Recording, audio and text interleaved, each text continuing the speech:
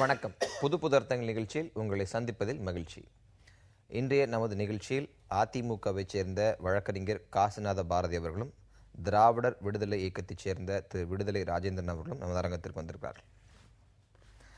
நம்ம நிகழ்ச்சியின் முதல் செய்தியாக அரசு மருத்துவமனையில் பிறக்கக்கூடிய குழந்தைகளுக்கு அம்மா குழந்தை நல பரிசு பெட்டகம் அப்படின்ற திட்டம் நேற்றைக்கு முதலமைச்சரால் சட்டசபையில் அறிவிக்கப்பட்டிருக்கு.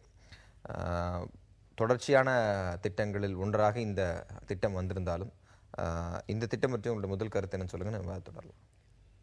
ரூபாய் 670 கோடி செலவில் ஒவ்வொரு அரசு மருத்துவங்களில் பிறக்கக்கூடிய ஒவ்வொரு குழந்தைகளுக்கும் 1000 ரூபாய் செலவில் அனைத்து பொருட்களும், அதாவது குழந்தைகளுக்கு தேவையான அனைத்து சோப்புலேருந்து இதிலேருந்து எல்லாமே அம்மா அறிவிச்சிருக்காங்க. இது மக்களுக்கான நலத்திட்டங்களை அம்மா தொடர்ந்து எடுத்துகிட்டு போகிறாங்கங்கிறது ஒவ்வொரு நிகழ்வுகளையும் ஒவ்வொரு குழந்தைகளிலிருந்து ஆரம்பித்து பெரியவர்கள் வரை லேப்டாப் திட்டத்திலிருந்து அனைத்து திட்டமுமே பார்த்தீங்கன்னா மக்களுக்கு எந்த அளவில் செயல்பட முடியுமோ. இப்போ பார்த்தீங்கன்னா ஆந்திரா மாநிலத்தில் அம்மா உணவகத்தை அண்ணா உணவகங்கிற பேரில் ஆரம்பிக்கிறதுக்காக சொல்லி சந்திரபாபு நாயுடு அறிவிச்சிருக்காரு. அது மாதிரி மக்கள் நலத்திட்டங்களை வெளிநாடுகள்லேருந்து கூட அயர்லாந்துலேருந்து பார்த்துட்டு போனாங்க அம்மா உணவகத்தை ஆரம்பிக்கிறதுக்கு. இது மாதிரி மக்கள் நலத்திட்டங்கள் தொடர்ந்து செயல்படுத்துறதுனால தான் இன்னைக்கு 37 தொகுதியில் வெற்றி பெற்றிருக்காங்க. வெற்றிக்காக மட்டுமல்லாமல் மக்களுக்காக பாடுபடுகின்ற இயக்கமாக அனைத்து இந்திய அண்ணா திராவிட முன்னேற்ற கழகம் திகழ்ந்து கொண்டிருக்கிறதுங்கிறது என்னுடைய மக்களுக்கான நலத்திட்ட வரிசையில் இந்த புதிய திட்டம் அப்படின்னு காசிநாத பாரதி அந்த அளவில் இந்த திட்டத்தை பற்றி அவரோட கருத்தை பதிவு செய்கிறார். உங்களுக்கு கருத்து என்ன?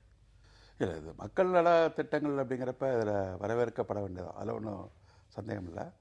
ஆனால் அதில் வேறு அந்த அரசு மருத்துவமனைகளில் அந்த டயாலிசிஸ் அப்படிங்கிற விஷயங்கள்லாம் சொல்லியிருக்கிறாங்க. டயாக்னாசிஸ் அண்ட் டயாலிசிஸ் எல்லாம் இந்த மாதிரி ஏழை மக்களுக்கு இது மாதிரி வசதிகள்லாம் தனியார் மருத்துவமனைலாம் கிடைக்குது.